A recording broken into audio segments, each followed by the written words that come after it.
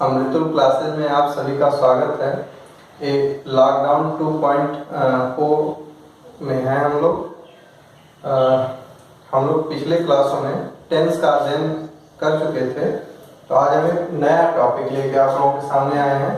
Voice मतलब हिंदी में वाच्य कहते हैं इसे। Voice, active voice, passive voice, इसी को हमें पढ़ना है।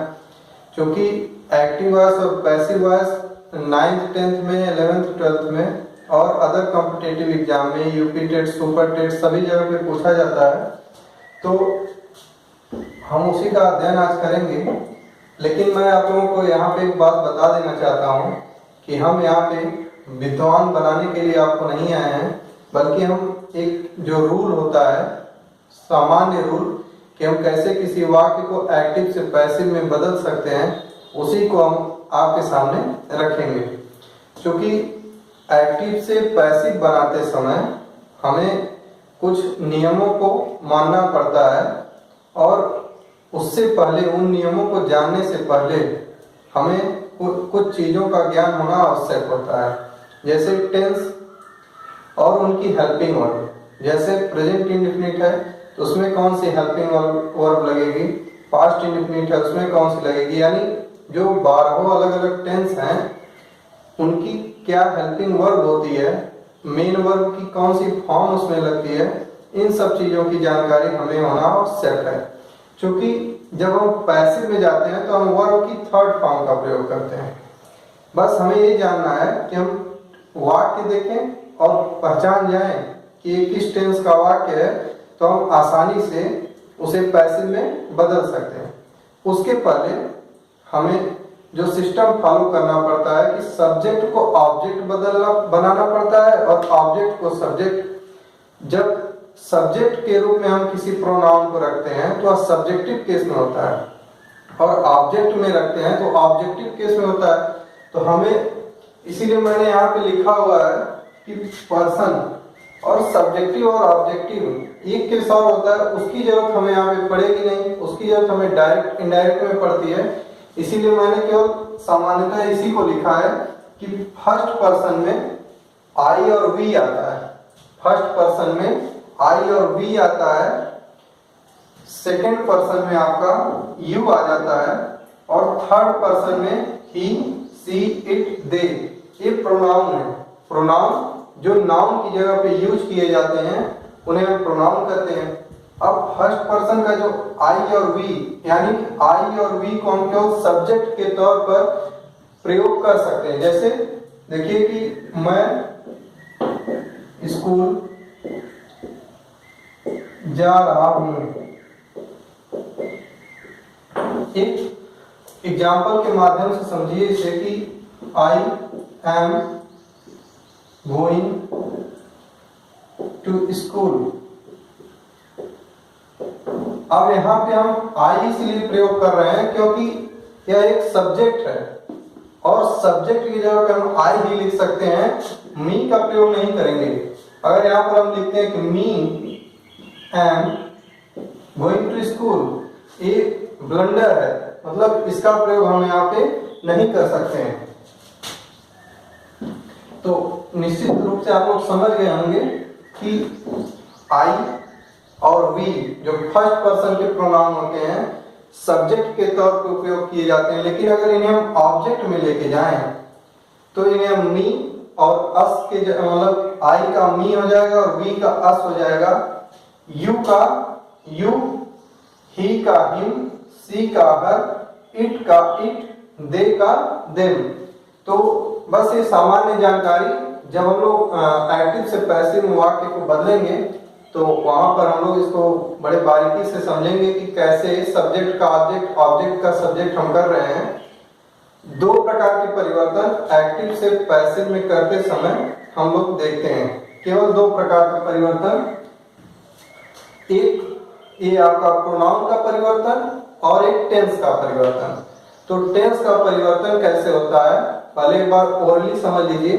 यदि इंडेफिनिट में है, कोई सेंटेंस इंडेफिनिट में है, तो इसे हम उसी टेंस, यानी अगर प्रेजेंट इंडेफिनिट है, प्रेजेंट इंडेफिनिट है तो इसको हम कहां लेके चले जाएंगे, प्रेजेंट कंटीन्यूअस में।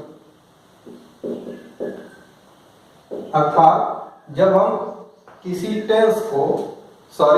सेंटेंस को जो प्रेजेंट इंडेफिनिट में है उसे एक्टिव से पैसिव में लेके जाएंगे, तो जब एक्टिव में वो आके रहेगा और उसकी हेल्पिंग वर्ब इंडेफिनिट के अनुसार रहेगी, और जब हम पैसिव में लेके जाएंगे तो उसकी helping verb present continuous tense के अनुसार रहेगी। इसको हम पूरा एक ग्राफ के माध्यम से देखते हैं कि कैसे कौन सा टेंस किस टेंस में जाता है, और चूंकि 12 टेंस का पैसिव वॉइस बनता नहीं है, तो हम यह भी जानेंगे कि किन किन टेंस का पैसिव नहीं बनता है। आइए देखते हैं। अब देखिए पूरा एक हमने इसको आप लोगों के सामने प्रस्तुत किया। इससे आप लोगों को एक सहायता ये मिलेगी कि इस ग्राफ से पता चलेगा कि इंडेफिनिट में डू डज, कंटीन्यूअस में इज, एम, आर, क्योंकि प्रेजेंट यहाँ पर लिखा है, देखिए प्रेजेंट, पास्ट, अथवा मतलब कह सकते हैं कि ये वाली लाइन इसके लिए है और ये इसके लिए। तो इसको हमने आप लोगों के सामने प्रस्तुत किया। प्रेजेंट इंडेफिनिट में डू डज, प्रेजेंट कंटीन्यूअस में is, am, are, present perfect में has, have, present perfect continuous में हैज अथवा हैव, हैज बीन अथवा हैव बीन, ये हेल्पिंग वर्ब है। पास्ट इंडेफिनिट में डिड, अगर अफर्मेटिव में सेंटेंस है, प्रेजेंट इंडेफिनिट में अफर्मेटिव में सेंटेंस है तो फर्स्ट फॉर्म लगती है, और पास्ट इंडेफिनिट में है तो मेन वर्ब की सेकंड फॉर्म। फिर पास्ट कंटीन्यूअस में वाज अथवा वर, पास्ट परफेक्ट में हैड, और पास्ट परफेक्ट कंटीन्यूअस में हैड बीन। फिर फ्यूचर इंडेफिनिट में विल अथवा shall helping verb, future continuous में विल और शैल बी, यानी विल बी और शैल बी। फ्यूचर परफेक्ट में will have, shall have. Future perfect continuous में लगती है will have been, shall have been, ये हेल्पिंग वर्ब है। अब एक्टिव से पैसिव में जाते समय टेंस में परिवर्तन कैसे करते हैं, यहीं पे आप लोग समझ लीजिए। यदि वाक्य प्रेजेंट इंडेफिनिट का, जब हम लोग इसको एग्जांपल के माध्यम से करेंगे तो और भी चीजें हम लोगों की क्लियर होंगी। प्रेजेंट इंडेफिनिट में जब हम डू अथवा डज या मेन वर्ब की फर्स्ट फॉर्म देखते हैं तो हम लोग जान जाते हैं कि प्रेजेंट इंडेफिनिट है। तो जब प्रेजेंट इंडेफिनिट को हम टेंस दूसरे टेंस में लेके जाएंगे तो आ जाएगा हमारा प्रेजेंट कंटीन्यूअस में। कहने का मतलब है कि यदि वाक्य प्रेजेंट इंडेफिनिट में है और जब हम उसे एक्टिव से पैसिव में लेके जाते हैं तो उसका टेंस इंडेफिनिट से कंटीन्यूअस हो जाएगा। अर्थात डू डज के जगह helping verb is, am, are में से जो भी उपयुक्त होगा वह उसे हम प्रयोग में करेंगे। ध्यान दीजिएगा, यदि वाक्य प्रेजेंट कंटीन्यूअस में है तो उसे हम कहीं नहीं लेके जाएंगे। अगर वाक्य प्रेजेंट कंटीन्यूअस में है तो इज, एम, आर के बाद बीइंग,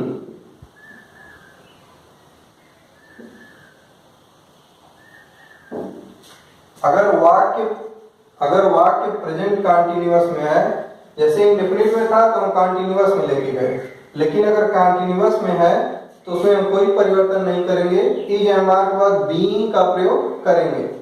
फिर देखिए अगर वाक्य प्रेजेंट परफेक्ट का, यदि वाक्य प्रेजेंट परफेक्ट का है तो उसे हम प्रेजेंट परफेक्ट कंटीन्यूअस टेंस में लेके जाएंगे। अर्थात हैज, हैव के जगह पे हैज बीन और हैव बीन का प्रयोग करेंगे। फिर वही सेम चीज यहां पर होगी। यदि वाक्य पास्ट इंडेफिनिट का है तो उसे हम पास्ट कंटीन्यूअस में लेके जाएंगे। पास्ट कंटीन्यूअस का है तो वाज अथवा वर के बाद बीइंग का प्रयोग करेंगे।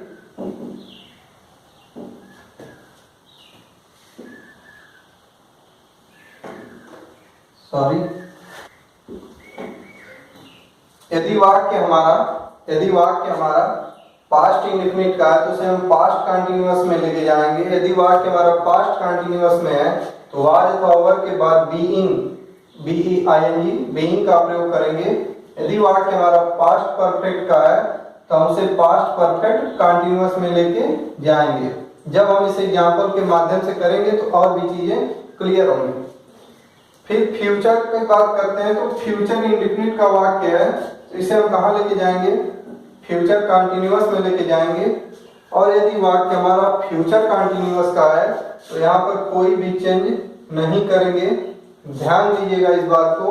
यदि हमारा वाक्य फ्यूचर कंटिन्यूअस का है, अगर वाक्य में विल बी अथवा शैल बी हेल्पिंग वर्ब का प्रयोग हुआ है तो उसका हम पैसिव नहीं बनाएंगे। फिर यदि वाक्य हमारा विल है शैल अर्थात फ्यूचर परफेक्ट का है तो उसे हम फ्यूचर परफेक्ट कंटिन्यूअस टेंस में लेके जाते हैं। अब ध्यान दीजिएगा कि किन किन टेंस का पैसिव बनता है और किन किन टेंस का पैसिव नहीं बनता है। आइए देखते हैं। फ्यूचर इंडेफिनिट का फ्यूचर कंटिन्यूअस में फ्यूचर कंटिन्यूअस का बीइंग से तो हम देखते हैं कि इसका रूल मैंने आपको नहीं बताया, इसका भी नहीं बताया, और एक कुल 12 टेंस होते हैं। मतलब 3 मुख्य टेंस होते हैं और 4 उनके अलग अलग रूप होते हैं। कुल 12 होते हैं जिसमें हम ना ही प्रेजेंट परफेक्ट कंटिन्यूअस का बनाते हैं, ना ही पास्ट परफेक्ट कंटिन्यूअस का, ना ही फ्यूचर कंटिन्यूअस का, और ना ही फ्यूचर परफेक्ट कंटिन्यूअस का हम पैसिव बनाते हैं। क्योंकि इनके आगे कोई टेंस नहीं है तो सामान्य तौर पर हम यही जान सकते हैं कि इनका नहीं बनता है।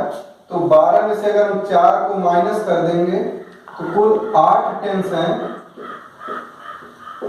जिनका हम पैसिव बनाते हैं। 8 यही है, आपके सामने है। Present indefinite, present continuous, present perfect, past indefinite, past continuous, past perfect, future indefinite, future continuous का नहीं बनाते हैं, और फ्यूचर परफेक्ट। अतः कह सकते हैं कि प्रेजेंट के 3, पास्ट के 3 और फ्यूचर के 2, तो अर्थात 8 टेंसेस का हम पैसिव बनाते हैं।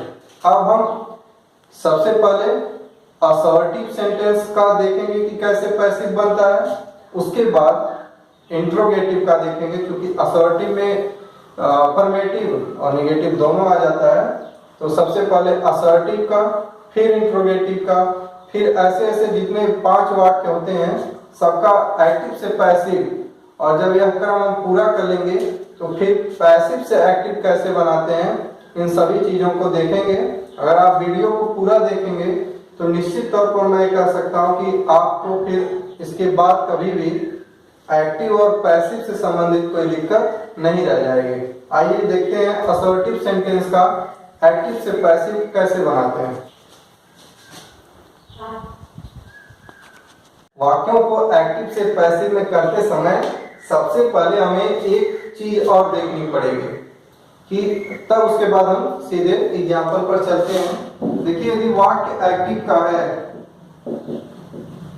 यदि वाक्य एक्टिव का है तो सामान्यतः कोई सेंटेंस लिखा जाता है तो सबसे पहले सब्जेक्ट आता है, फिर हेल्पिंग वर्ब आता है, फिर मेन वर्ब, फिर ऑब्जेक्ट।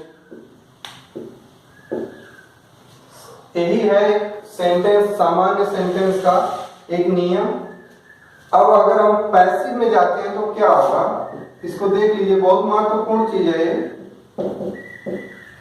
पैसिव में जाते समय ये जो सब्जेक्ट है ये ऑब्जेक्ट की जगह पर आ जाएगा, और जो ऑब्जेक्ट है वो सब्जेक्ट की जगह पर आ जाएगा। कुछ इस तरह का नियम हो जाता है कि ऑब्जेक्ट यहां आ जाएगा, यानी पैसिव में जो एक्टिव का ऑब्जेक्ट था वो क्या बन जाएगा, सब्जेक्ट बन जाएगा। एक्टिव का ऑब्जेक्ट पैसिव का सब्जेक्ट हो जाता है, और एक्टिव का सब्जेक्ट पैसिव वॉइस का ऑब्जेक्ट हो जाता है, और यहां बाई लग जाता है। बाकी चीजें सेम वही रहती हैं।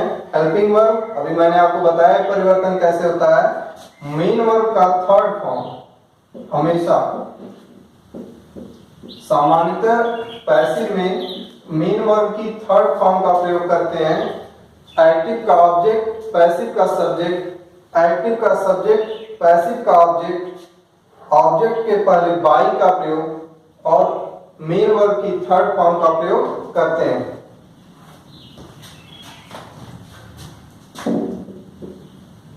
मेन वर्ब की थर्ड फॉर्म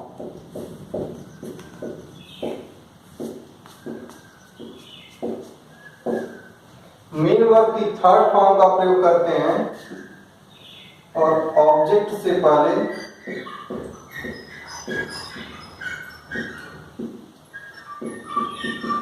बाई का प्रयोग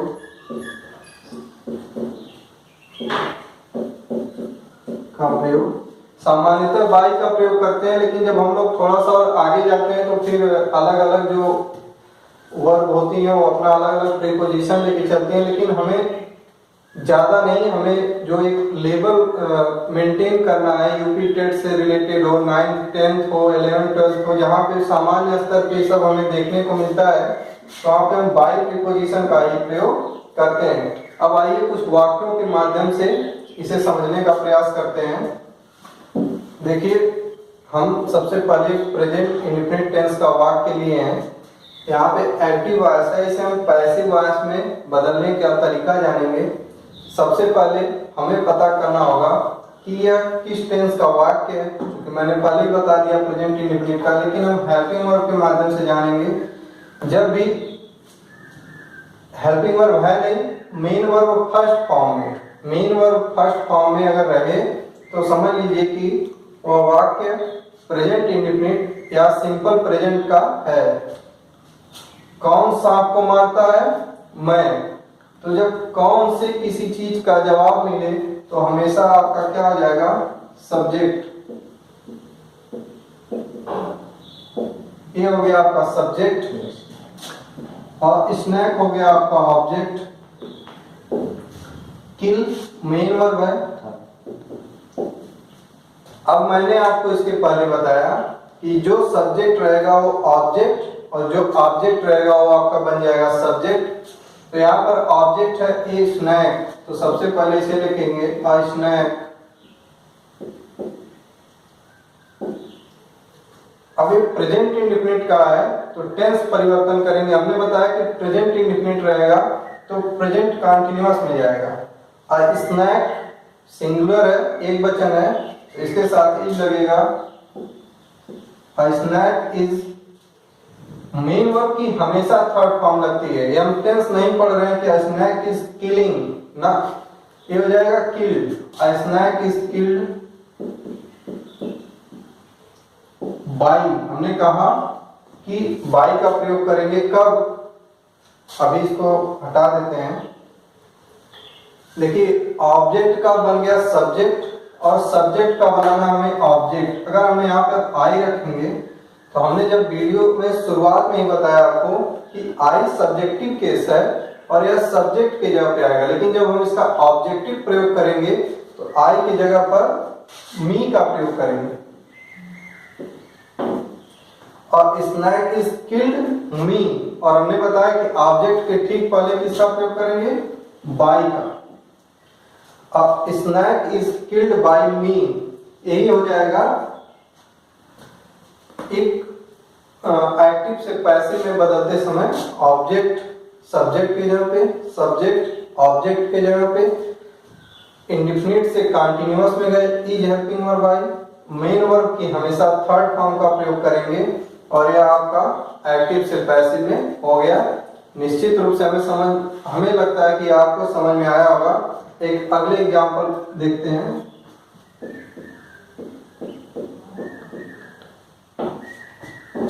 हम लोग केवल असर्टिव सेंटेंस देख रहे हैं अभी, मतलब या अफर्मेटिव रहेगा या निगेटिव। टेंस कोई भी हो, प्रेजेंट का हो सकता है, पास्ट का हो सकता है, फ्यूचर का, तीनों के अफर्मेटिव सेंटेंस को देखेंगे। जरूरी नहीं कि इंडेफिनिट का हो। अभी हम लोग इंडेफिनिट लेके चल रहे हैं, फिर कंटीन्यूअस, ऐसे सारे टेंस को परिवर्तित करना हम लोग देखेंगे। देखिए, I wrote a letter, I wrote a letter, मैंने एक पत्र लिखा। अब देखिए, जब भी मेन वर्ब की सेकंड फॉर्म, मेन वर्ब की सेकंड फॉर्म हमेशा पास्ट इंडेफिनिट में, पास्ट इंडेफिनिट के अफर्मेटिव, पास्ट इंडेफिनिट के अफर्मेटिव में हमेशा मेन वर्ब की सेकंड फॉर्म का प्रयोग करते हैं। तो ये निश्चित रूप से कहा जा सकता है कि पास्ट इंडेफिनिट का सेंटेंस है। अब इसको हम लोग पैसिव में परिवर्तित करेंगे। देखिए आई आपका हो गया सब्जेक्ट और लेटर हो गया आपका ऑब्जेक्ट। हमने कहा कि ऑब्जेक्ट को सब्जेक्ट बनाइए और सब्जेक्ट को ऑब्जेक्ट। ए लेटर, अब यहाँ पास्ट इंडिफिनिट है तो इसे हम ले जाएंगे पास्ट कंटिन्यूअस में, हेल्पिंग वर्ब लगेगी वाज,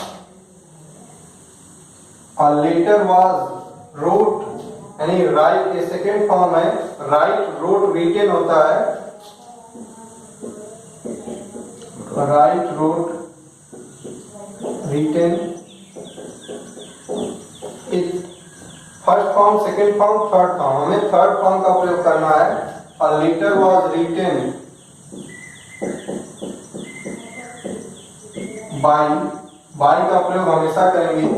आई ऑब्जेक्ट बनेगा और जब आई ऑब्जेक्ट बनेगा तो आई की जगह पे हो जाएगा मी। और लेटर वाज रिटेन बाय मी, यह पास्ट इंडेफिनिट का था जिसे हम एक्टिव से पैसिव में लेके गए। अब आइए अगला एक और सेंटेंस देखते हैं। एक सेंटेंस हम लोग लेते हैं सिंपल फ्यूचर का या फ्यूचर इंडेफिनिट का। He will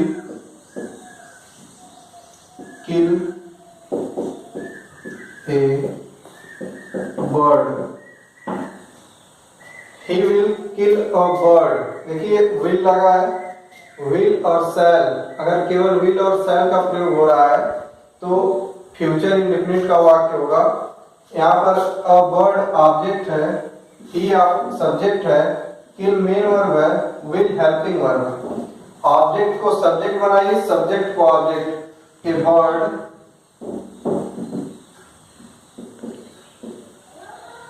bird will, future indefinite का वाक्य फ्यूचर कंटीन्यूअस में लेके जाएंगे और फ्यूचर कंटीन्यूअस की हेल्पिंग वर्ब होती है विल बी।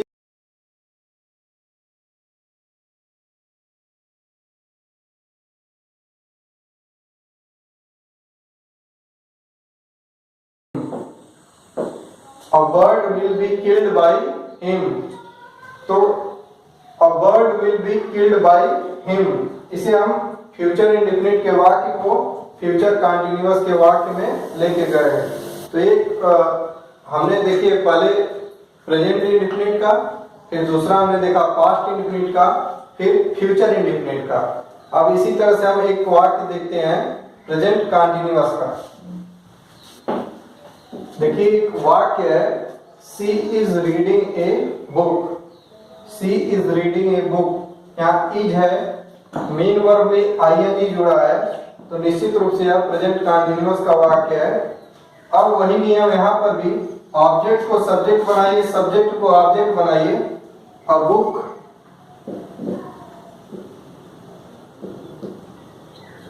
इज, जब वाक्य कंटीन्यूअस का रहेगा तो उसे आगे वाले टेंस में नहीं ले जा करके उसमें बीइंग का प्रयोग करेंगे। अ book is being, a book is being. Read की थर्ड फॉर्म होती है रेड, स्पेलिंग सेम होती है।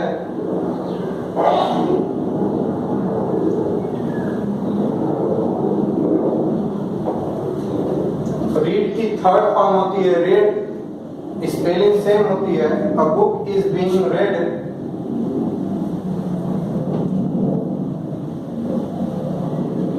A book is being read by. She की ऑब्जेक्टिव फॉर्म होती है her, a book is being read by her. एक असर्टिव सेंटेंस में, एक असर्टिव सेंटेंस का परिवर्तन कैसे करते हैं हमने आपके सामने इसे रखा। क्योंकि अभी हम लोग अफर्मेटिव सेंटेंस लेकर ही चल रहे हैं। यदि निगेटिव सेंटेंस आ जाए तो क्या करें उसको भी देख लेते हैं वाक्य के माध्यम से।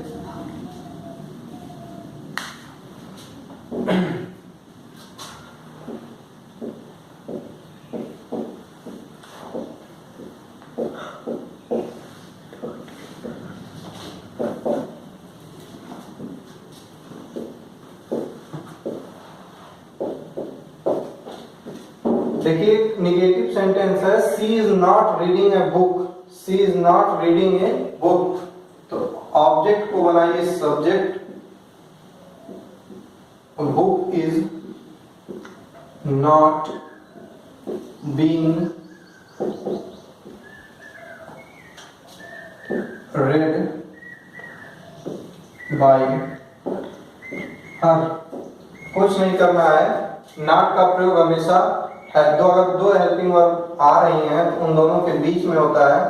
ऑब्जेक्ट को सब्जेक्ट बनाइए, सब्जेक्ट को ऑब्जेक्ट बनाइए। मेन वर्ब की थर्ड फॉर्म प्रीपोजिशन के रूप में बाय का प्रयोग। अ book is not reading by हर। तो एक हमने आपके सामने असर्टिव सेंटेंस का एक्टिव से पैसिव में परिवर्तन कैसे करते हैं उसको रखा। अब जब अगली वीडियो में हम इंट्रोगेटिव सेंटेंस का परिवर्तन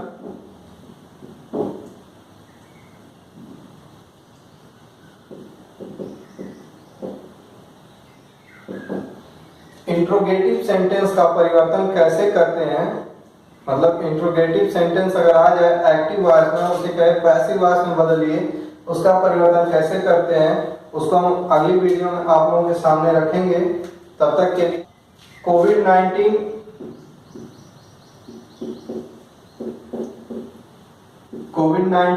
एक बहुत ही भयावह रूप ले चुका है। उसके लिए आप मास्क का प्रयोग करिए और सोशल डिस्टेंसिंग का पालन करिए और अपने साथ साथ दूसरों की जिंदगी की भी रक्षा करिए।